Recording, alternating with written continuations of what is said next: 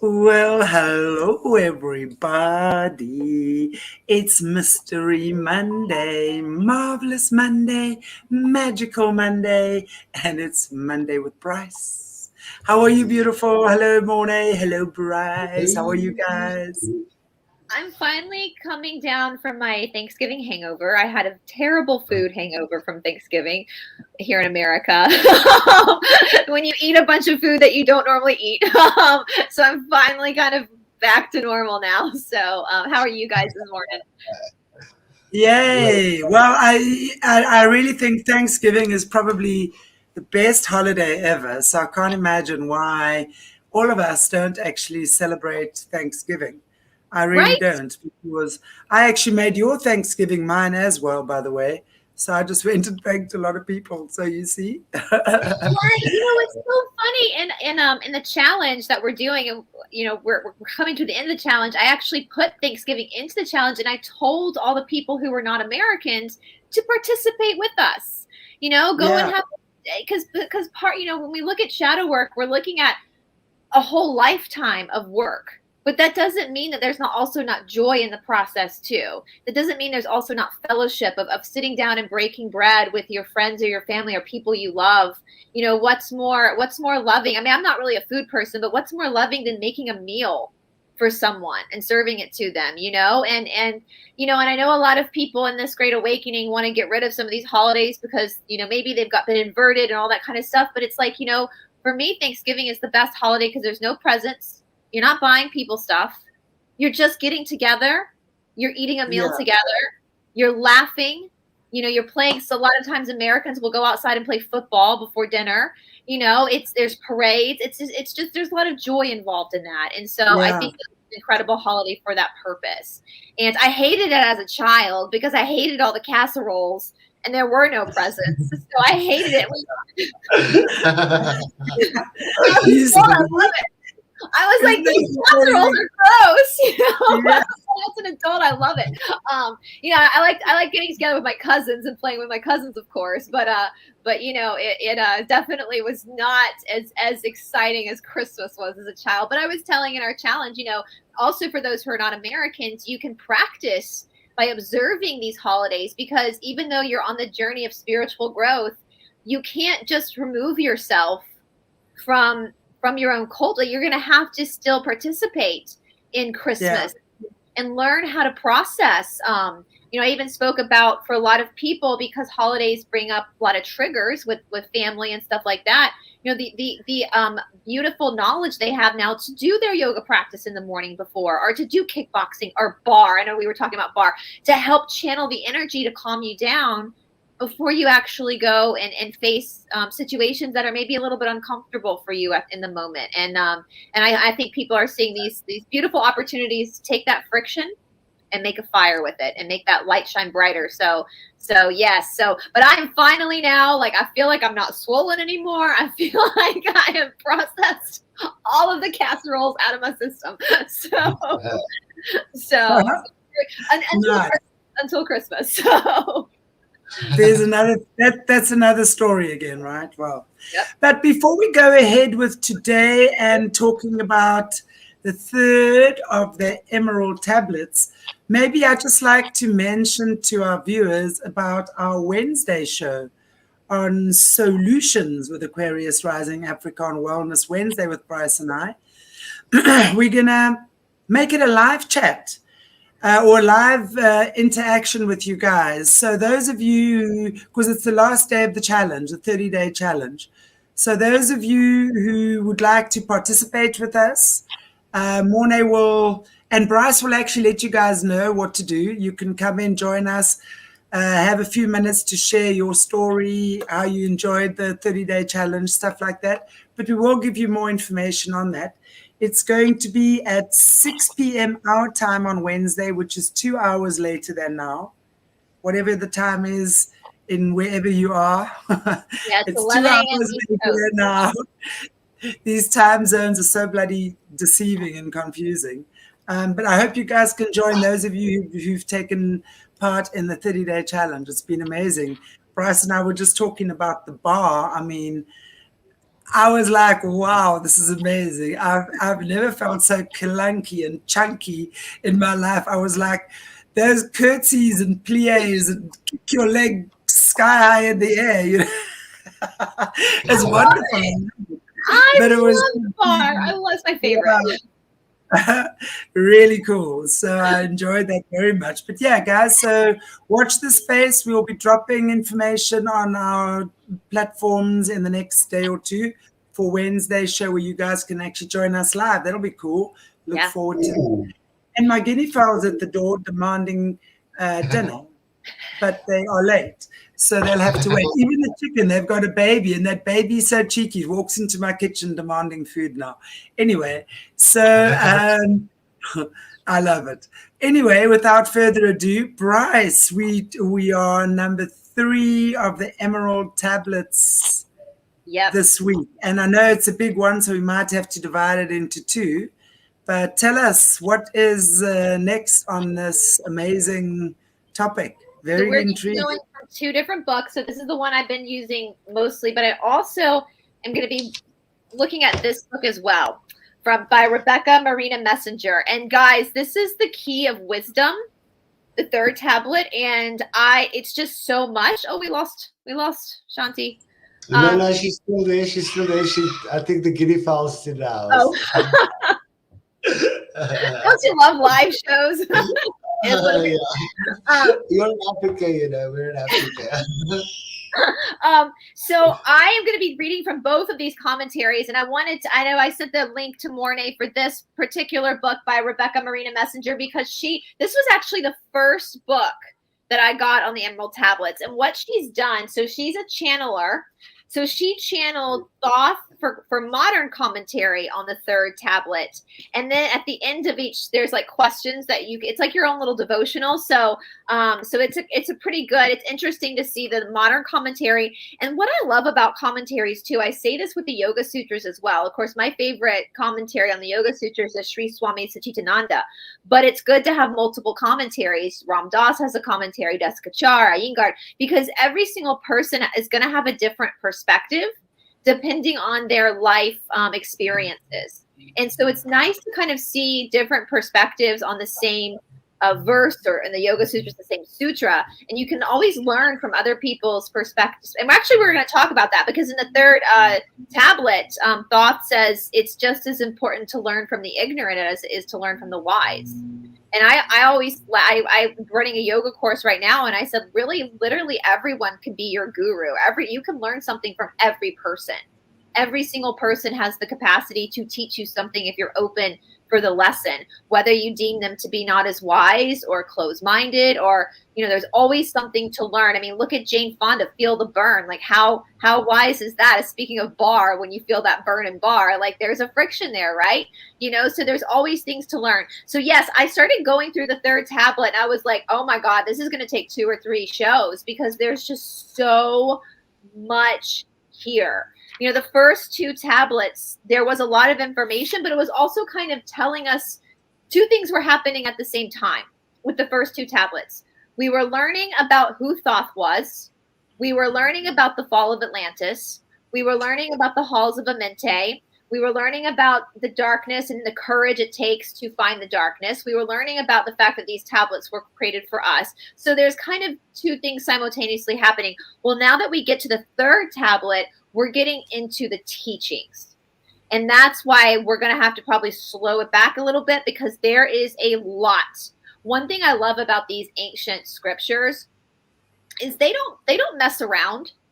They go straight for, you see that with the Yoga Sutras. It's like straight for the fact. Like, this is what it is.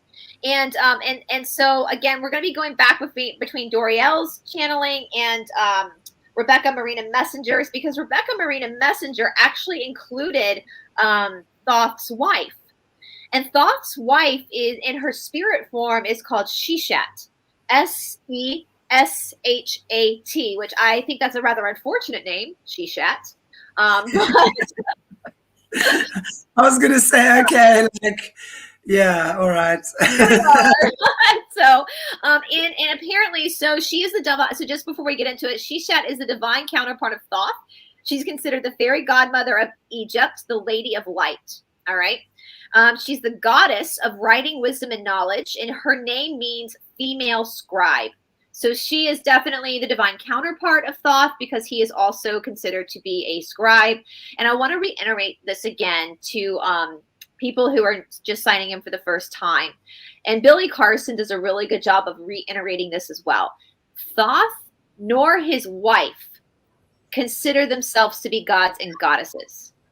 They got that label given to them after they departed the earth. Okay. They call themselves sons and daughters of Atlantis. They are teachers. Yeah. If we look at it, it's kind of like the Jesus story. You know, Jesus never called himself a god. It was Constantine that put that label on him. So we see these labels put on these big teachers after, but I just want to make that clear. So when you hear the god Thoth or the goddess, that's something that humans have put on them. That's not the label they put on themselves. Okay.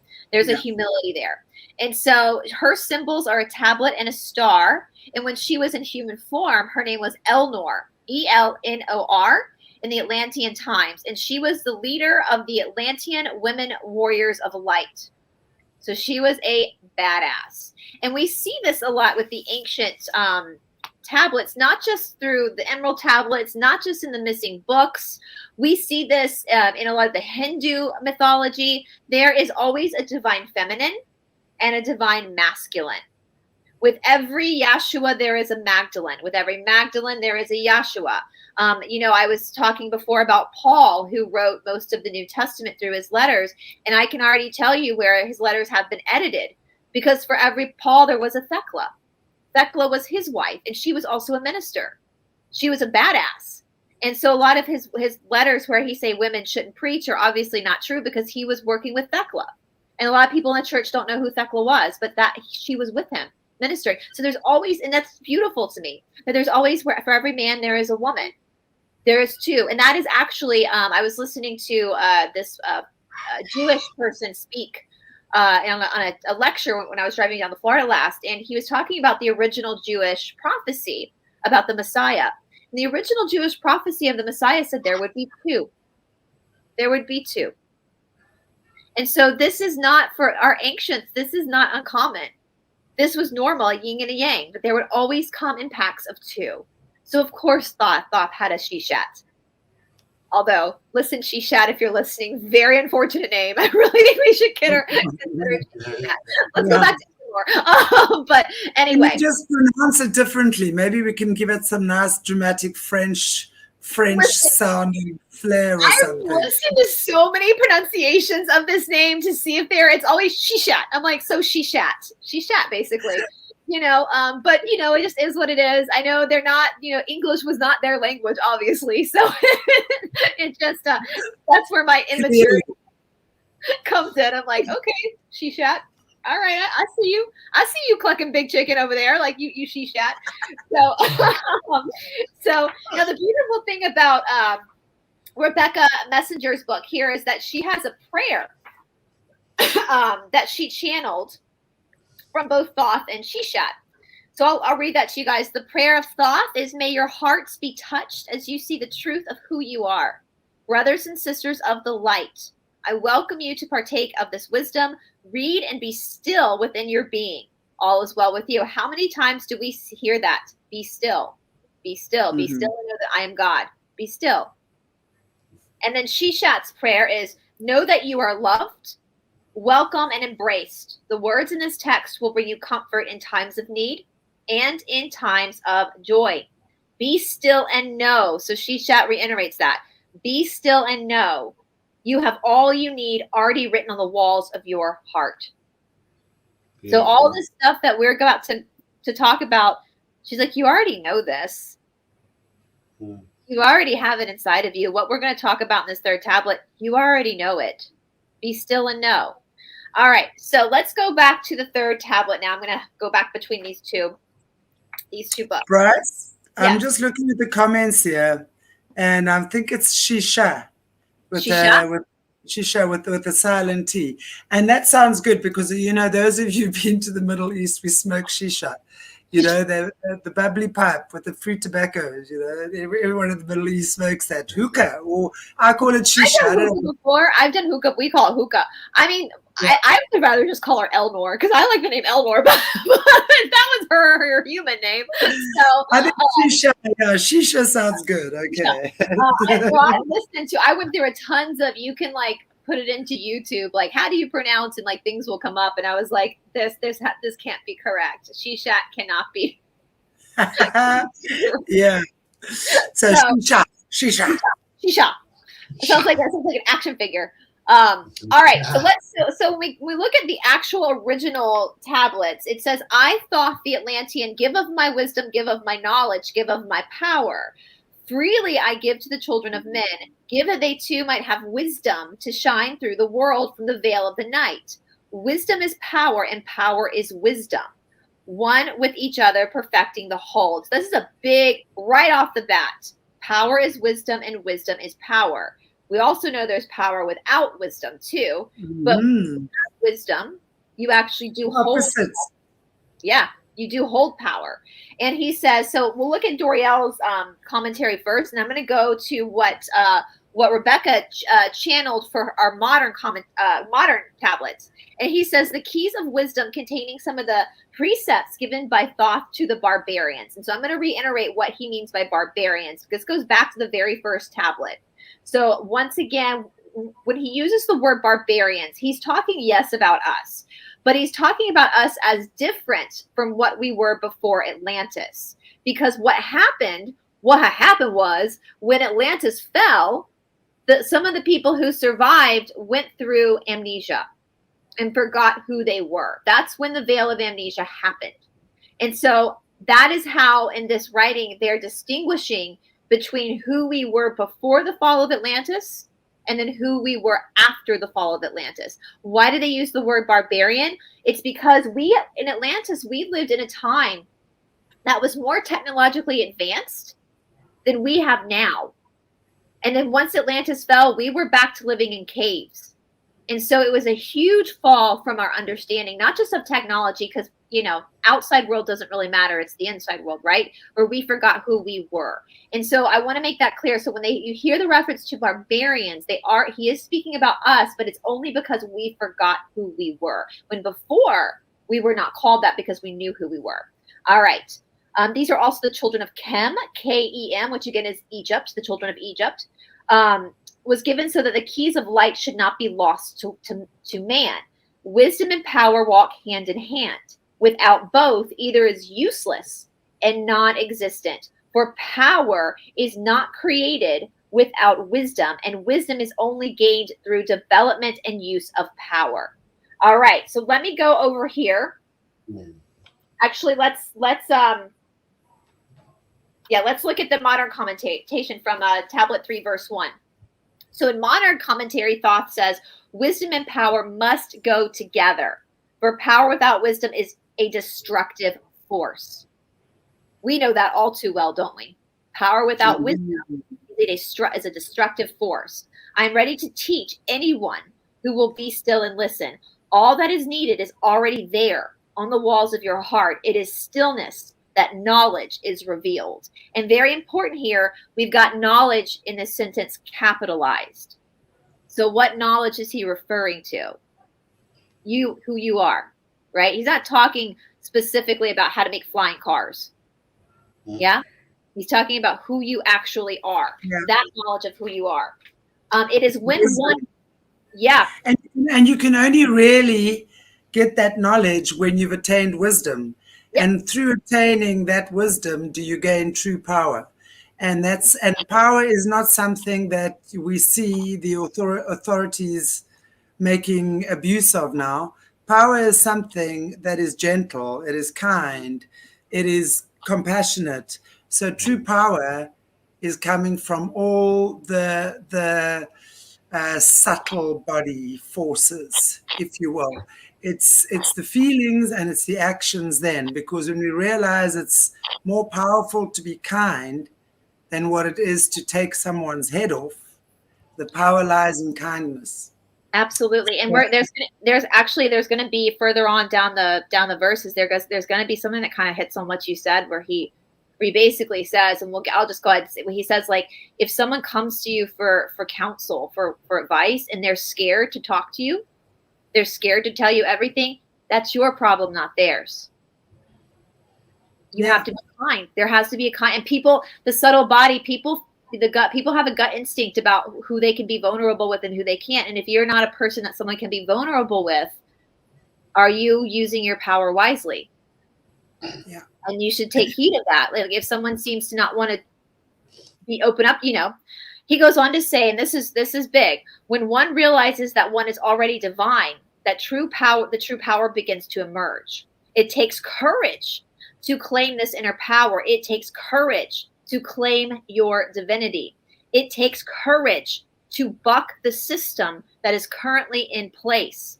The practice of always looking outside of yourself for the answers. So he's saying the system that you have in place now is searching outside of yourself for your answers, right? We see that in our world today. We don't need to really explain that.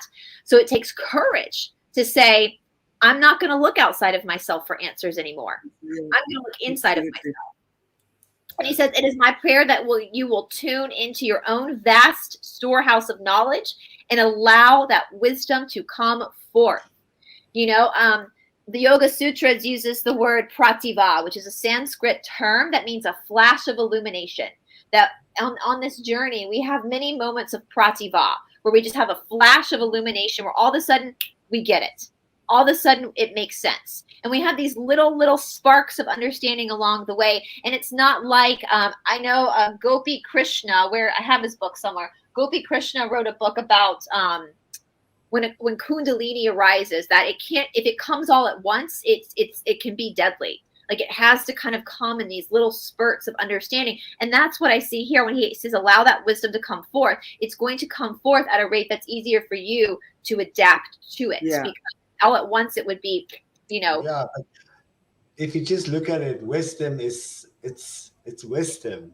Mm-hmm. And the only way for you to understand what it is, you need to eat it with its layers. You have to have that little bite sizes, and you need to sit with it. You need to understand it. So it's not like everybody wants a quick fix. I want to understand everything now quickly, but it doesn't work like that. You have to have that little bite sizes of experience.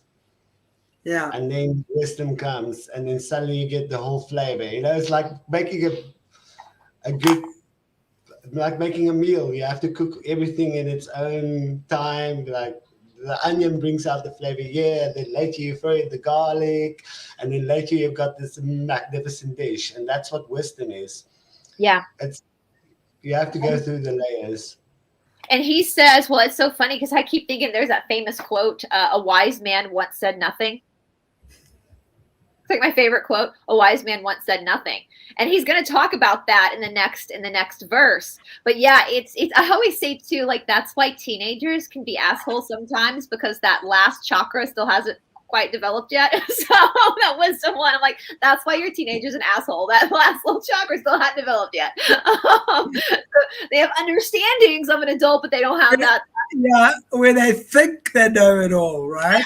That last chakra's still a little hazy. It still hasn't quite opened up yet. Got to have teenagers ruling the world. Boy, they got the answers for everything. I know. I see teenagers. I'm like, you don't think we haven't thought of that? Like, so he goes on to say in the next verse. So this is back to the original Emerald Tablets. Be thou not proud, O man, in thy wisdom. So again, once upon a time, a wise man said nothing. Be not proud, O man, in thy wisdom. Discourse with the ignorant as well as the wise. If one comes to thee full of knowledge, listen and heed, for wisdom is all. And so Duriel says, the proud person is not wise, but foolish. For pride causes the proud one to reject learning. For he measures all things by his own rules and standards. Wow, have we seen that in this Great Awakening? The pride coming from people when they know they're wrong, and they won't take heed and listen. They're now ruling by their own standards. He goes on to say, silence is golden. The next verse says, keep thou not silent when evil is spoken, for truth like the sunlight shines above all. So don't stay quiet when there's evil being done, which I think all of us on this journey watching right now, and the three of us have definitely not stayed quiet.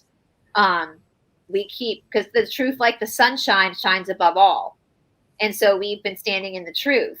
And so he goes on to say, talking about evil turns the creative force upon it and gives it life and actuality, right? And we know that vibrationally, we try to rise above really harping on the evil, because that's what brings it power. And focus more, like in the beginning, he said, keep your eyes to the light. We have to understand what evil is so we can speak against it. But we also have to understand that we are what gives evil power by giving life to it. And that's why that's what we've said about this shadow work challenge. Is the minute you heal those wounds, what's happening outside of you can no longer stay, because it won't match your vibration. Exactly. You've lifted, you've raised. So that's what they're saying here. Same thing as what they're saying here. So let's go on into, let me find where we are on this book now.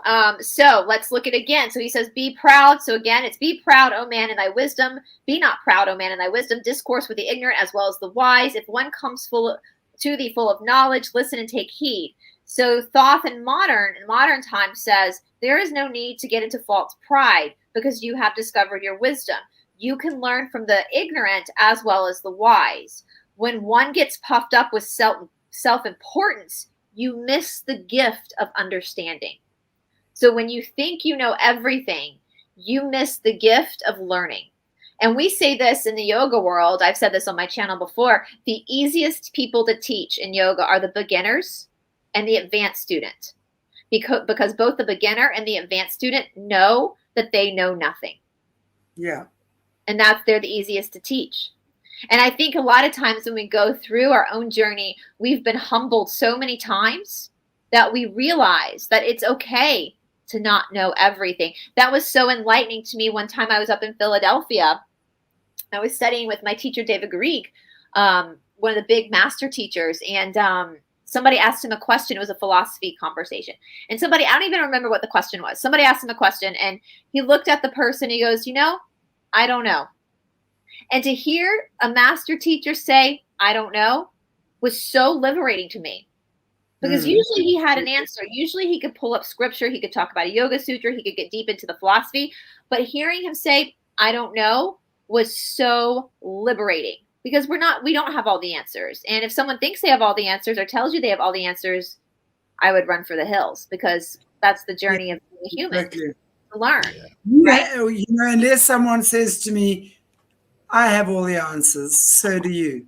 Because we actually do. And it doesn't, but that's what wisdom is, right? Are we talking about wisdom? It's knowing, the wise person knows there's something to learn from everyone.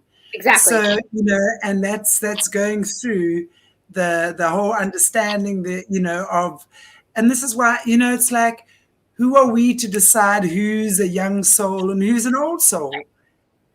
It's wise to know that, and I say this because I hear people talking about these things a lot, especially in the spiritual new age community. Oh, he's such a young soul, or she's so, you don't, who are you to decide that? To be wise would be to understand that you've got a lot to learn from that person, because that person is an aspect of God, as are you. Yeah. So why is that person being put on your path? Right. And what do you need? If you're thinking that's a young soul, for example, what part of you is young that you need to be looking at? Yes. So the law of one talks about that too. The law of one says that we cannot diagnose whether somebody is going to ascend or not. It's none of our business what somebody, it's so funny. When I was driving home from Thanksgiving, and I was talking about in the car discussing these things. And I actually said, I'm actually grateful to the people who got these things, because if they hadn't have done that, we would not know things. I'm trying to be careful what I say. We would not have a way of understanding the depth of what's happening. And so for those that got this thing, thank you. and we can help you heal. But thank you for showing, so there's a place for everything. We can't call them names. We can't, because they are doing us a service as well by showing us through their experience what is actually, I'm trying to be careful about what I say, guys, but you guys know what I'm saying, right? So, we just call it zapper. Have you been double zapped or triple zapped or quadruple zapped? And it's true, the bottom line is it's not up to you to decide anyone else's spiritual fate except your own. You need to look at your own stuff, and that is wisdom, to know that you need to look at yourself and that every person is a mirror for you. And it's one thing understanding it mentally, but now when we have to apply it, when we're sitting in these conflict situations with people, that's the time to apply the teachings, not just have them up here. And then, obviously, and of course, all of us are going to miss the boat sometimes. All of us are going to not get it right, of course. That's part of the growing process. Yeah. So it really is about understanding the wisdom is that this person is a mirror for me right now. Yeah. So what is this person showing me about me? Not about what they are doing in their lives, and you should forgive them for that. No, you should look at your own life. Did I just disappear for a bit? So, yeah. I always believe the only way to know yourself completely is to know every soul on this planet. So there's no way you're going to know yourself completely unless you've known every person on this planet, because each person on this planet is going to mirror something inside of you that only that person can mirror inside of you. So like you was talking about the jibbity jabby things and this, everybody has a place of mirroring something inside of you that forms your character. So it's impossible to get to know who you are completely, because that's the law of oneness. Yeah. Because everybody is part of you. So we are really on it's not a mirror. A mirror, if you look at a mirror, it's like a singular glass that you see a singular aspect of yourself, right? But it's more like a hologram. God is like a hologram. Everyone is like a hologram. So constantly flickering and showing aspects of ourselves. And every person is going to show a different aspect. And tomorrow you might bring a different aspect out in me, So it's all we have. That's wisdom, in my opinion. When we grasp that and we kind of make peace with that, everything else becomes easy, because then you realize nothing is here to harm you. It is there to actually enhance you. It's tough, but that is the first step to understanding. He actually even says further in the modern commentary, even the most foolish person may have a soul contract to be part of your further awakening. Yeah, because that's exactly what Shanti just said. Because that fool is mirroring the fool in you, right? And we talked about this. This is another huge spiritual theory, is that we're all part of one big soul that decided to split itself, to fractal itself, so that we would understand separation. Well, this is why the analogy that God gave me when I said to God, who are you? Show me. I've never had a problem with God because I've never had an issue with my Father. I believe as above, so below. So it's like, in my opinion, God is lovely. He wraps me up in sunlight and what have you, And then God said to me very clearly, showed me this picture of the sun exploding into a quadrillion rays. And God says, I am the sun and you are the rays. Each one of you holds a vibration of my light. You are all created from exactly the same energy, expressed uniquely and individually. So that ray is you. The next one is me. The next one is a trillion beings, whether you are man, woman, beast, animal, tick, flea, whatever, leaf, an aspect of God's divine creation. So when we realize that, look at the sun. That ray on the opposite side versus that ray has no idea they're actually connected through this God force. So we'll sit and fight with each other, right? Not realizing that we're fighting with ourselves fundamentally. So when we realize that, and we understand that I am that expression of God, you are that expression of God, each one of us is that unique individual expression of God, and we co-create with God. We don't try and become God. And when I say I know we are God, it doesn't mean I am God. It means I am created of God. I am that expression of God. And God lives within me. So therefore, I co-create. I'm God's perfect creative partner right now, as is everyone. So when we actually sit and listen and understand that, we then create from that place. And that's how we are one, because God is the sun and we are the rays. Absolutely. Simple as that. Absolutely. Yeah. It's the spark behind somebody else's eyes and spark behind your eye. Yeah. He goes on to say, always listen to your heart. Recognize truth only with your heart, for only the heart can be trusted. Only your gut, only your heart can be trusted. We knew that from yoga. Like the mind is what gets you in trouble. Too much thinking. The mind gets you in trouble. It's the heart that knows. You know, my But friend. isn't in Buddhism, isn't the heart considered to be the mind? When So I when you, think heart here, I think of more gut. Follow your gut. But yeah, the yeah, heart in Buddhism, yeah, that is the actual, because the mind, if we think about, I say this in the yoga all the time. One of my favorite books is this book called Flow. It was written by this Hungarian guy. I can't say his last name. It's like 10 consonants long. Not even going to try. I'm going to butcher it. But he talks about, he did this study of like what makes people get into a meditative flow. And he studied it for years. And one thing he said about the mind is that the mind, you know, the brain is an organ. It's an organ that has a job, just like every organ in your body has a functioning job. The brain's job is to problem solve. That's how we survive. And so what tends to happen, just to put it into perspective, is that he found in his study, everybody always gets excited about the weekend. Like everybody's working for the weekend. But he found in his studies that people had higher rates of depression during the weekend than they did during the work week.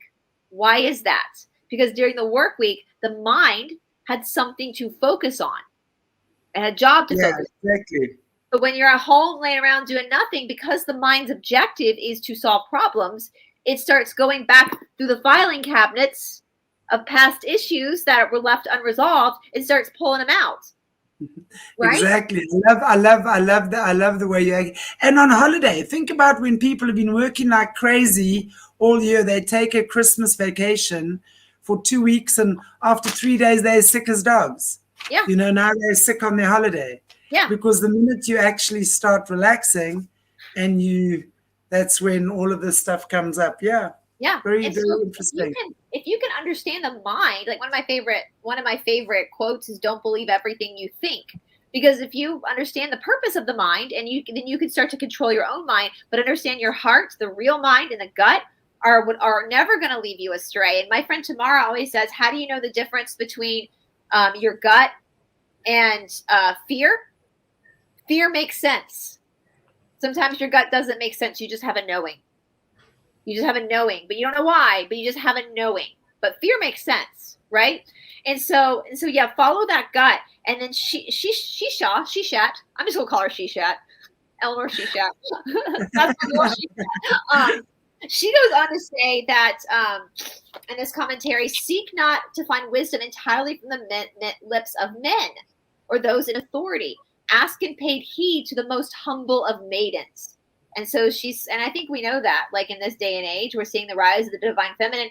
Don't just look for men for answers. Go speak to the old wise woman. You know, I know in like Native American cultures, the old wise woman was revered.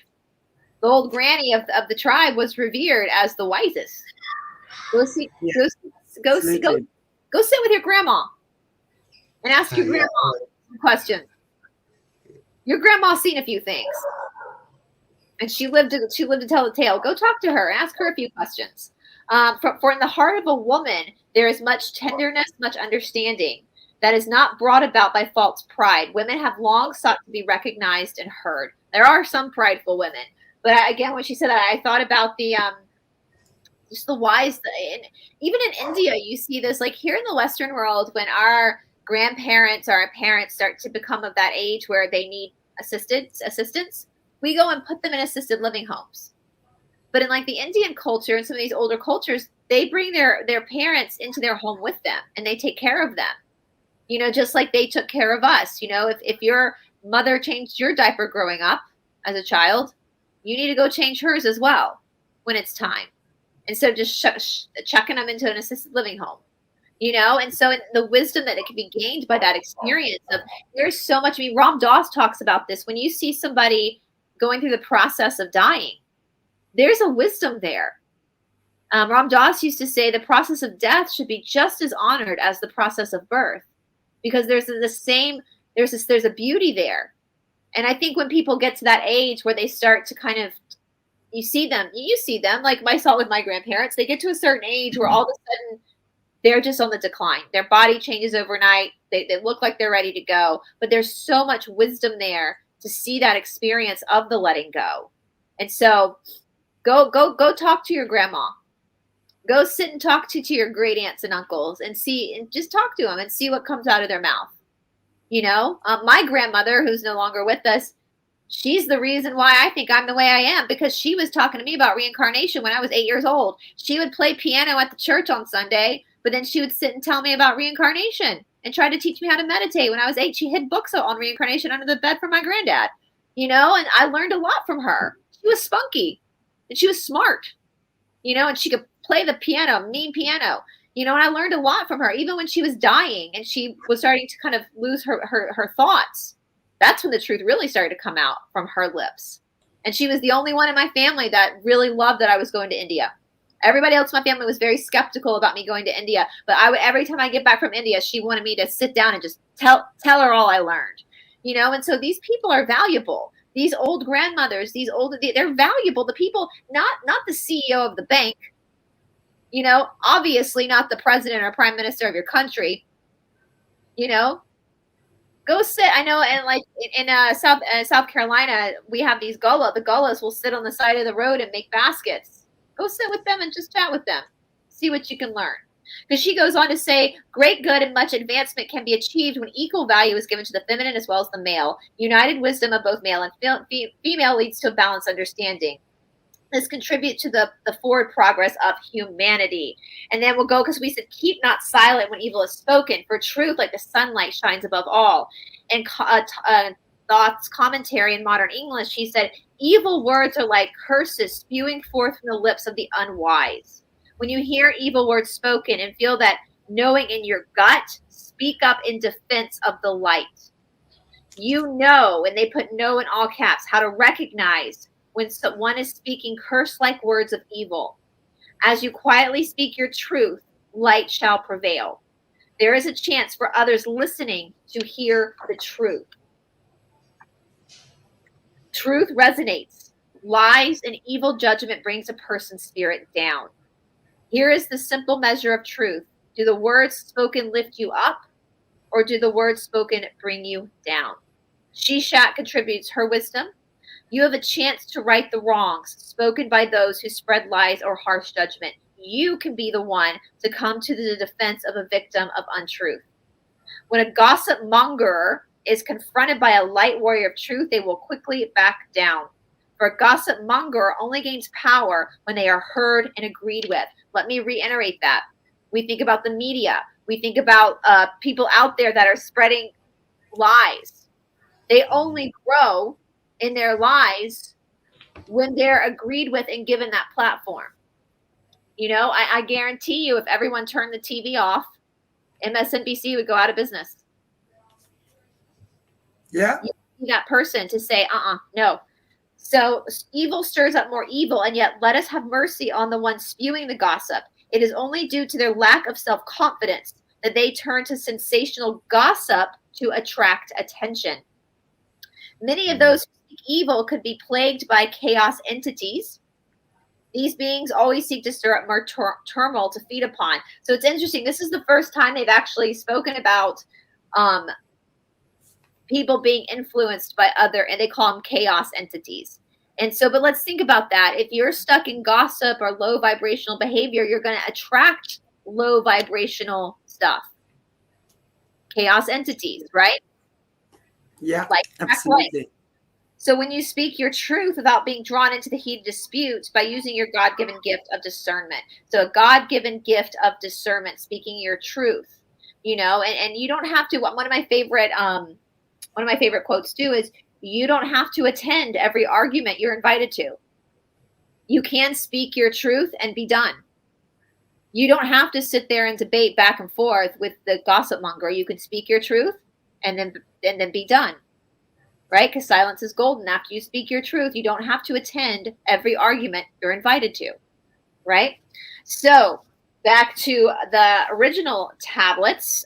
He who oversteppeth the law shall be punished. For only through law comes the freedom of men. And they're going to get into the 12 laws a little bit differently, the universal laws. Most of us kind of know them. If you think about them, you kind of know what they are. This is my favorite. I actually even drew arrows to it.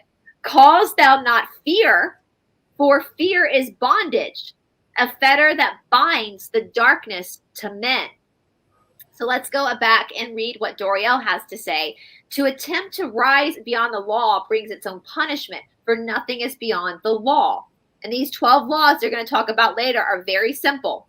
They're very simple. They're going to get into it. It's going to be common sense. And one who attempts to operate against the law breaks himself against the law. One of these laws is consent, is not acknowledging consent. He goes on to say, fear should not be allowed to enter the self.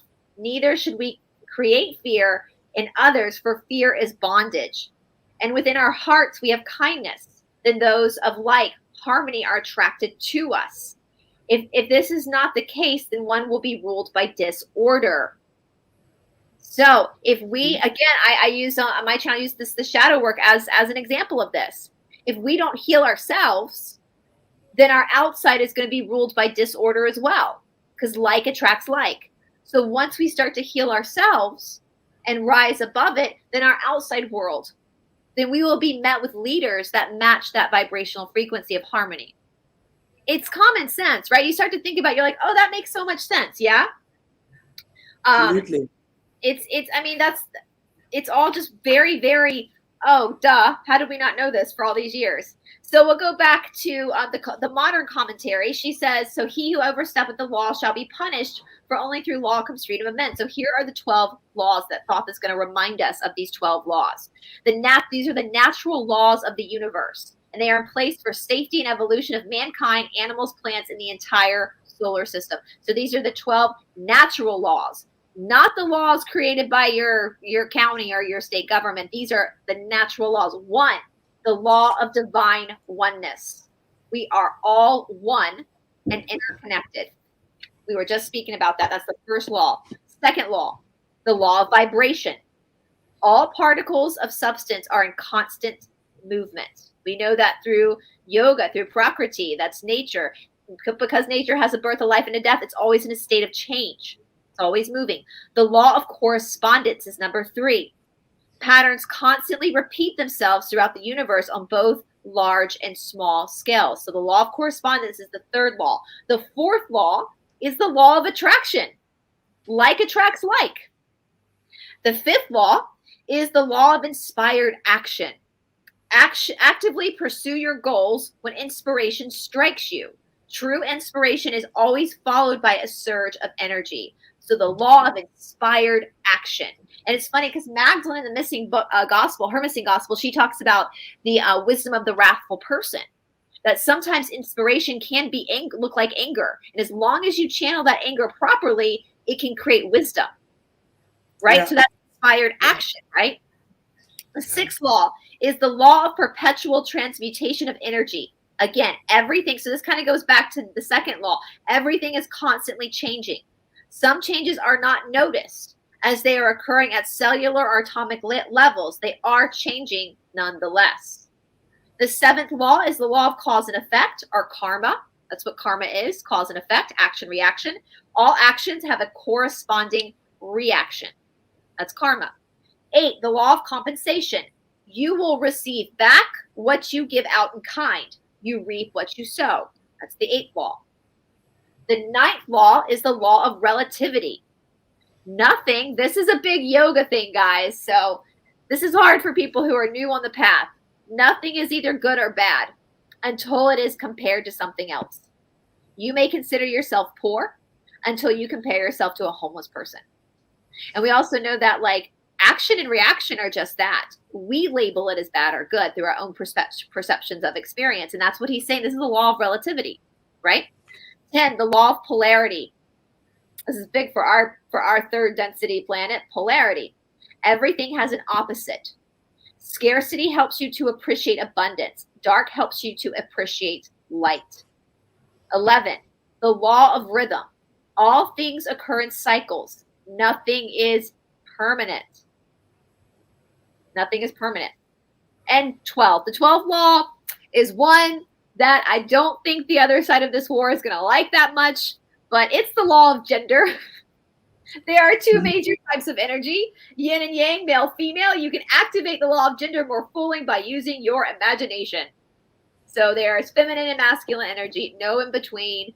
No, we have both. We know that as we've talked about this extensively. Every human being has both energies, both masculine and feminine energy. These are the two yin and the yangs. Yeah. So those are 12 laws that he's talking about. He continues. When you work in harmony with these laws, your life and the life of the planet is always balanced. When you ignore these laws, you create your own disharmony or disease. He has it right here, dis-ease. Wow. So when you're working against these 12 laws, you're creating your imbalance, basically. There's no punishment outside of yourself. That's a big one. There's no punishment outside of yourself. Everything is consequent of either keeping the natural laws or going against these laws. All right. So everything's a perpetual consequence with these 12 main laws, right? And then his wife says, many people live in fear that there is an angry God out there waiting to punish them. There is no deity of light who would ever wish to bring harm upon any person, place, animal, plant, being, or any being ever. So let me reiterate that. She's saying is big here. Many people live in fear that there is an angry God who is out there waiting to punish them. There is no deity of light. There is no deity of light who would ever wish to bring harm upon any person, place, animal, plant, sea, or any being ever. As you learn to embrace the natural laws, you more easily embrace your own divinity. And let us dwell together in harmony. Even the divine beings of light must abide by natural laws. These laws are not meant to subjugate humans, but to lift them up into the glory of abundant living. Right? So when we're working in accordance and harmonies with these laws, we're being lifted up.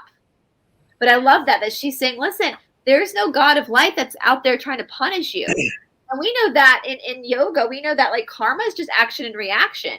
When something bad happens to you, it's how you handle that. You know, something, and Marnie Alton, the bar teacher, always says, I love it. She's got some great quotes. She says, there's no such thing as like an obstacle. It's just a puzzle. And you're the puzzle master.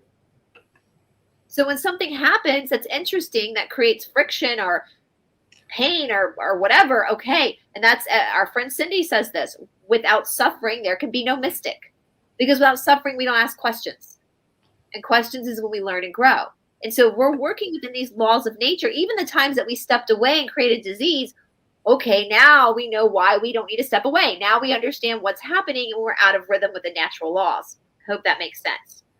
I go on to say, cause thou not fear. This is my favorite quote of the whole third tablets. Cause thou not fear, for fear is bondage, a fetter that binds the darkness to men.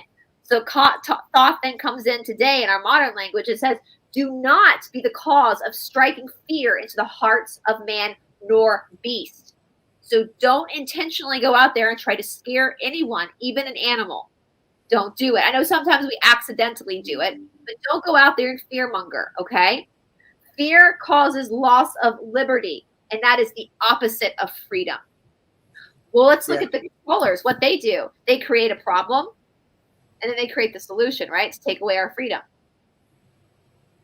They do things like throw things into buildings, we'll say, make you afraid of a certain group of people. So then they make things stricter. Oh, what's here for you? But it's giving away your freedom, right? Fear keeps us all in a space of darkness. In darkness, one cannot thrive. And we know fear is false evidence appearing real, right? Because it's coming from your thoughts. And Marnie Alton said this as well one day in one of her classes, and it's mimicking what the sutra says. We perceive or things that we're going to do in the future, an event that's going to happen in the future. We've already labeled it as good or bad by our past experience. But what if we can let go of the past experience and greet every experience as something new? Then we release the fear. And so we greet each experience as something new. And I know that every single fear can be rooted back to actually the fear of our own mortality. But the thing is you are immortal. You are a being. Your body has to change at some point. It's just like you got to change your underwear at some point, right? Like if you think about your body, it's just like, okay, my underwear needs to be changed. You're going to get a new Shakti, a new wardrobe for the next life, And so how cool is that? That, if you think about it that way, that every soul gets to experience life in a different race, a different gender, a different background. Like if you think about it that way, it's like we're playing musical chairs with each other. Right? This life, I'm an American from Atlanta, Georgia. But next life, Shanti Morning and I might change places. Next life, I might be South African and they might be from Atlanta, Georgia. Like how cool is that we can actually experience that as souls, as one soul, just kind of gallivanting around the earth, just experiencing different cultures. And it's like going on a world cruise, right? And maybe even a Cosmo cruise. Maybe we're going to other planets as well. I still want to go to Venus. I think I'd be very happy. I believe everything is happening instantly. So we are already doing that. Yeah, that's what Hathor says. All of our lives are actually being lived at the same moment. No, that's hard for the mind to understand. Just you and me having this conversation. It's me being Brice, having your experience, and you being me having. There's a taste of it already happening, but I get what you're saying. Yeah. I think this universe, for me, God is amazing. It's so amazing. And I don't even think we can even scratch to the surface of what God is. No. So, and if we're all part of that, if we're all part and connected to that, then wow, we are amazing. Yeah. Each and everyone, even the most darkest of souls that we can imagine, there's something amazing hidden inside of them. Creation is amazing. It's interesting. I said this to my yoga class last night, and I've debated whether I should say this on a show or not, because I know people like to twist our words and make something that we said something weird, but I'm going to say it anyway. Without the controllers, we wouldn't be sitting here right now. So every single person on the planet has a role to play. And without the controllers, we wouldn't have the friction to fight the controllers. We wouldn't have the awakening that we've had. And so you're right. Every single soul on this earth has a part that they're playing. It's like I said about the zappers. People that got the zappers, thank you. Because you gave us information. You played that role, and we're not getting it. Listen, you're going to have to strap me down to a bed to give it to me. I do not consent to that. But I'm actually appreciative of those who got it, because now we know, and we wouldn't have known. We wouldn't have known the extent of the horrors of that. And I know there's a way for people to be healed of that. I know there's a way for people who want to be healed. There is a way to heal that. I know that. And so there's always a way.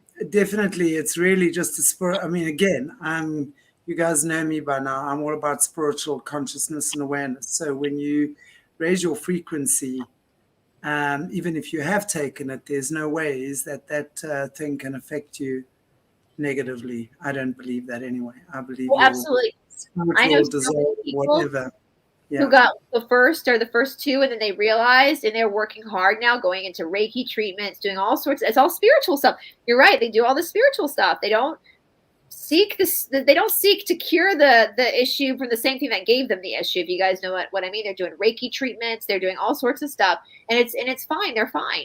So there's always, but I am appreciative of people who we're willing to get that so we could know and we could see, and that's, without that we wouldn't have the information that we have now. And so when you have that perspective of it, again, they said that goes back to the laws, the 12 laws of polarity. That polarity is what that opposing forces, as we say in yoga, the opposing forces is what gives us the friction, that friction to create light. The change. Yeah, it creates the change. Exactly. Absolutely. And Shishat goes on to say, those who seek to rule by instilling fear in the hearts and minds of others, this is not of the light and will no longer be tolerated. Let me show you guys. She put that in bold. Where's the camera? Oh, nope. Bold. Yeah. Bold. So she's saying at this moment in time, because remember the Emerald Tablets are written for us because of what the awful stuff the controllers have been up to, because we see it now and we're speaking the truth. This behavior of instilling fear in people, from just scaring people on the media to the horrible things they do on those islands, it's all fear-based. We are not tolerating it anymore. That's what she's saying. This is not of the light and will no longer be tolerated.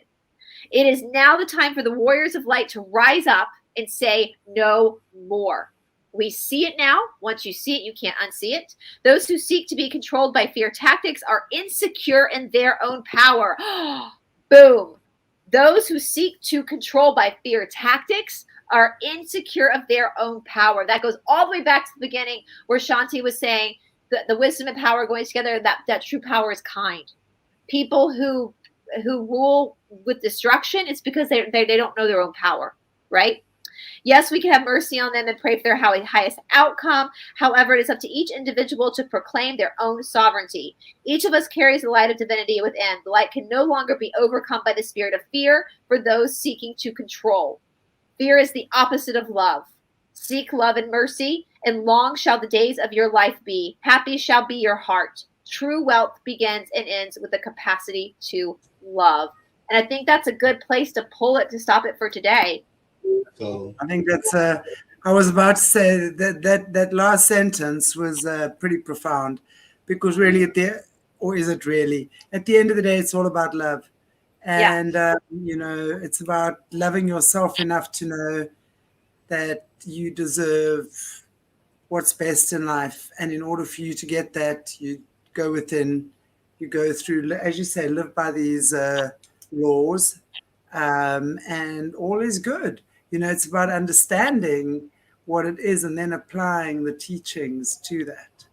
Yes, absolutely. Absolutely. Yay, Brice, that was great. Thank you.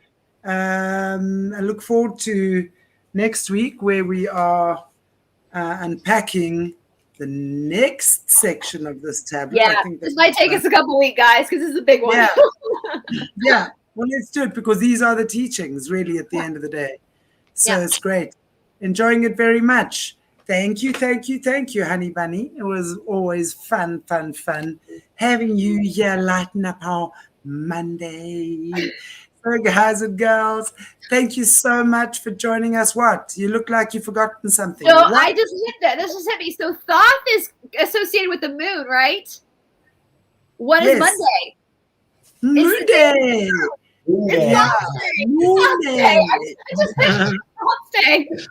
I'm a Monday baby. You're a Monday baby? There we go. He's a Thoth baby. I was a Friday baby. So, but the moon, Monday from its moon day. Yeah. So, yeah, beautiful. Awesome. No coincidence. Cool, man. Thank you, Brice, for sharing with us. Guys, thank you so much for joining us again today on our magical, marvelous Mystery Monday, Thoth Day, Moon Day. See, all these things just end up like, as you say, pieces of the puzzle just start slotting in. So it's wonderful, really, guys. Thank you so much. Don't forget, for Wednesday, if you guys want to tune in with us, those of you who've completed the 30-day challenge, if you want to join in and come and chat to us live, how you enjoyed the challenge, that'll be amazing. Stay tuned. We will both be putting stuff on our channel just to keep you guys informed about that as well. God bless you all. Take good care of yourselves. Mwah. Happy Monday. And we will see you on Wednesday back with Brice again. God bless you Thank you. all. Thank you, guys. Bye. Cheers.